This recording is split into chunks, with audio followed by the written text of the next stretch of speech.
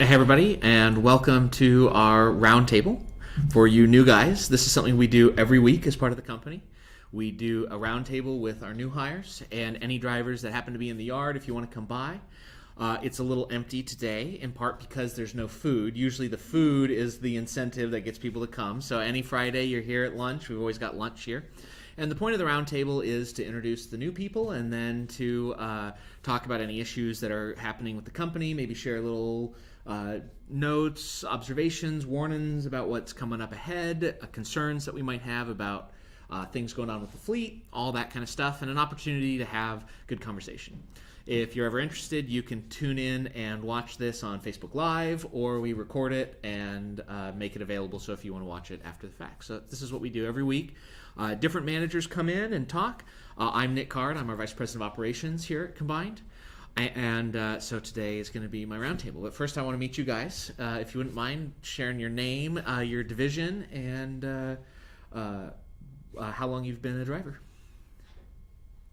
My name is Eddie. I've been with Blackwell for 8 months, and I transferred over to Flatbed just recently. Oh, okay. So Well, awesome, Eddie. Good to have you. Good to have you come on the flatbed side. yeah.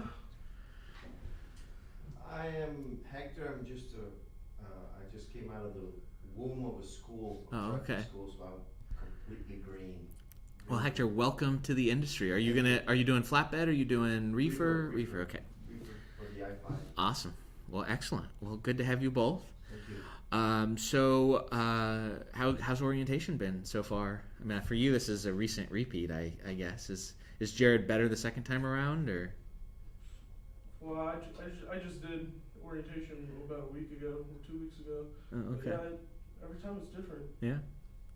I don't know. Different people. Are you the only one in this week, Hector? No, I Oh. have two other buddies, but I don't know where they are. Huh. They're supposed to be here. Yeah. We'll give them demerits. Okay. You get first choice of trucks, so. Okay, cool. Thank you. Yeah. Well, good. Well, good. So today, I don't have a ton of things that I want to talk about today, but one of the things that did just happen, I don't know if you guys had heard, my grandfather, who was the founder of the company, passed away here a couple weeks ago. Last week, I guess, was it? Yeah, it was last week.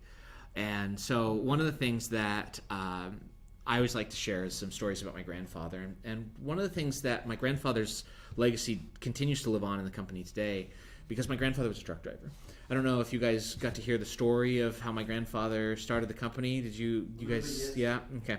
So I won't rehash that whole thing, but my grandfather was a truck driver, and so one of the things that he really believed in when he started a trucking company was he knew how he wanted to be treated as a truck driver, and therefore his expectation of this company was that we would treat our drivers the same way he wanted to be treated. And with him gone, I've had some drivers go like, is this changing? Is this? And it's absolutely, we're not doing anything. I mean, Combined Transport is proud to be a driver's company. That's something that is in our DNA. It's who we are. It's shaped the character of how we support drivers, how we deal with driver issues, how we respond to drivers' concerns. You guys are an important and equal part of the company. And I think it's sad that that's something that's not really widely practiced in the industry. There's definitely carriers and companies out there that don't see drivers as equals. One thing that I always get asked is like, oh, okay, so I see. So then you'll do whatever I want because I'm a driver, Nick? Is that what I'm hearing you say? And it's like, no. I'm not saying you're better than I am or you're worse than I am. We're equals. We're coworkers. We're here to accomplish one mission together. And without each other, we aren't going to be successful. If you guys don't have the tools you need to be successful over the road, you're not going to be able to deliver freight. If you guys aren't delivering freight, then you're not paying bills. I mean, then as a company, we don't have any money because it's the getting freight to where it needs to go. If we don't have customers, then there's no freight on your truck. So we all work together to be successful, to make this happen, to make the company work, to make the vision work. So I did want to share briefly, and Jared's just walked in with food, so if you guys want to jump up and grab something, that's fine. I did want to share one anecdote about my grandfather, which I think is fitting for the time. My grandfather was the kind of guy who always prioritized work. He was not what you would call a warm and fuzzy man. He was not somebody who, like, as a kid, I was looking forward to go to Grandpa's because he was going to have, a cool thing for me to do. My time spent with my grandfather was him lecturing me on the importance of doing your job and being productive, and a lot of that goes to his childhood. My grandfather was raised as a farmer in Minnesota.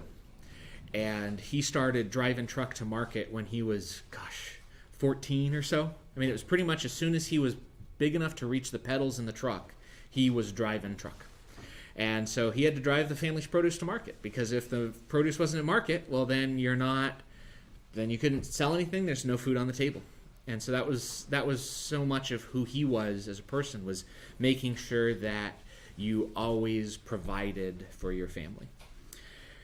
And so with that in mind, that's something that's really important to us. Like we see in trucking right now is there's some tough times in trucking. The market for trucking is changing. Trucking is in a recession.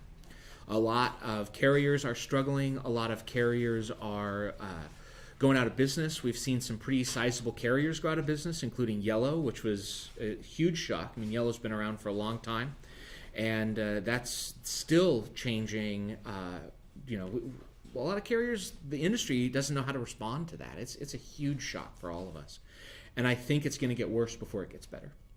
But because of that focus from my grandfather, because of that insistence on, we got to do the job, we got to make sure we're providing, we are really fortunate because we are on very firm footing as a company. We are going to weather this as we have weathered other situations in the past. 2008, 2009 was a tough time for a lot of companies, and we came out shining bright because we made sure that we take care of business first. And so that's what we're going to keep doing. That's how we're going to continue to run the company. It's how we want to honor my grandfather's legacy, and I'm looking forward to continuing that into the future. So with that, do you guys have any questions for me? As I'm just sort of talking about stuff, do you have questions about the company? Yeah, absolutely. You're Mike's son? I am Mike's son, yes. Okay, cool. Yeah. That is funny.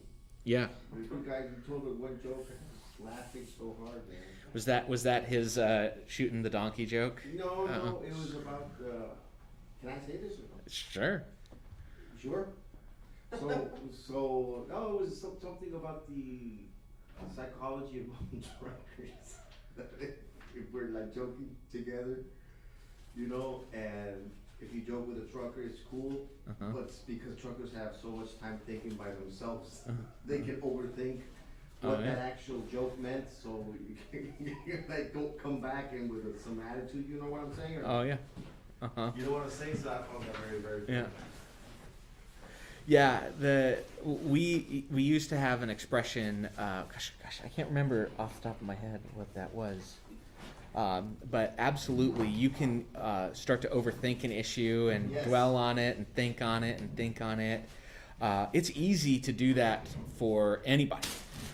It's especially easy to do that if you've got a lot of time on your hands where the only thing that you're doing is listen to stuff go by. So when if you ever find yourself in that situation where something just keeps getting bigger, the more you think about it, the worse and worse it gets. That's kind of my metric, because I do this to myself too. It's like if I start thinking about something and it's like, man, I think that was worse than I originally thought, and then I start thinking about it again, and it's like, man, is this even worse? That's a red flag to me that I'm probably not making any productive thoughts about what's going on. And so for me, it's finding something that's going to distract me from those negative thoughts is a really important thing that I've got going on. Whether that's putting on some music that I like, whether that's putting on a podcast, whatever it is. Because I always find myself in that situation too when I'm driving around, because that's when you got a lot of time to think and you got nothing but the scenery going by to take a look. So having a tool like that can be really powerful to help overcome that negative feeling. Yeah. Whether that's whatever your dispatcher says, it's what one of your kids say, your spouse says to you. I mean, there's a lot of places where a slightly off the cuff comment can suddenly start looking a lot different. Yeah. One of the things, like, since we're talking about communication, this is something that I'm really passionate about, and one of the things that I always, when I first started to hear and understand this, it changed the way I thought about communication. And it's that when we think about our own communication, we reflect on the intent of what we are saying. But when we think about what other people say, we don't reflect on their intent. We reflect on their words. And so we immediately give ourselves a huge unfair advantage, because no matter how much we screw up the words that come out of our mouth, we always go, well, I meant really well, and I was trying to say these things, and I was trying to be nice. And, well, sure you were, but that doesn't mean you actually said nice things or you actually were kind. And the reverse is true. When people, they may have been trying to be kind to us, we're quick to point out, but your words weren't kind, your words were mean.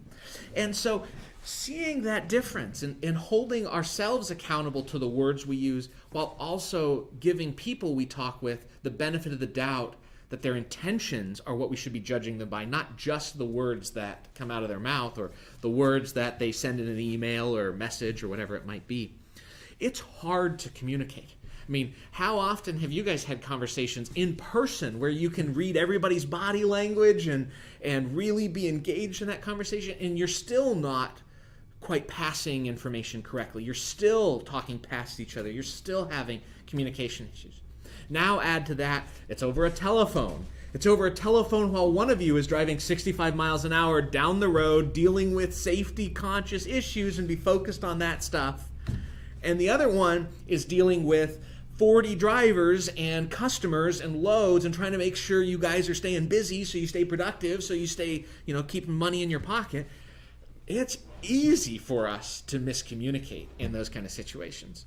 It's easy when we're not fully present, and then if we jump immediately to, your words were unkind, how dare you, you hate me, or whatever that is, now we are totally past communicating, and we're now just at finger pointing, and we're not going to get anywhere with that kind of a conversation. So dialing that energy back, coming back to what are we really intending to say, giving people the benefit of the doubt on that kind of stuff, and asking good questions to help understand actual intent. That goes a long way in good communicating.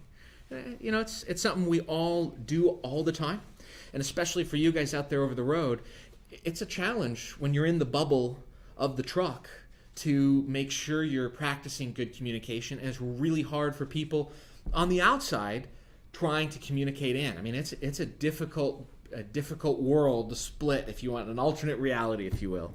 But I appreciate you joining us. If you wouldn't mind, your name and your division, and how long you've been a truck driver. I'm Kevin Peterson, and I'm with Blackwell King Reefer. Okay. And are you new hire? Or are you I am okay? New hire. I'm a student right now. Oh, okay. So. Awesome. Well, Kevin, welcome to the industry. So, for those of you guys that are new to the industry, what got you into trucking, if you don't mind me asking? I've been hostler driving for the last couple of years, Okay. so I'm just working my way up, I guess. Gotcha. Okay. Right as you take a bite, I know. I came because I like the northwest of the U.S. and I wanted to save some money. Okay. And it was difficult for me to get hours for 60, 70 hours, jobs for 60, 70 hours a week. And because I was accustomed to Alaska, which was pretty easy. Uh-huh. But, because there's a lot of work there. Yeah. But here it was more difficult. So slowly but surely, after about 5 months, I started hearing about trucking. 4 months, I started hearing about trucking.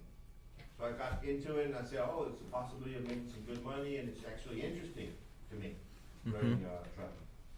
So I started to investigate companies, and I heard about this one, and I liked it. Okay. Well, good, yeah. I mean, trucking's great for that. There's so many benefits to trucking, not least of which is, depending on your personal life situation, you can live in a truck. I mean, it's a way to save a lot of money on expenses.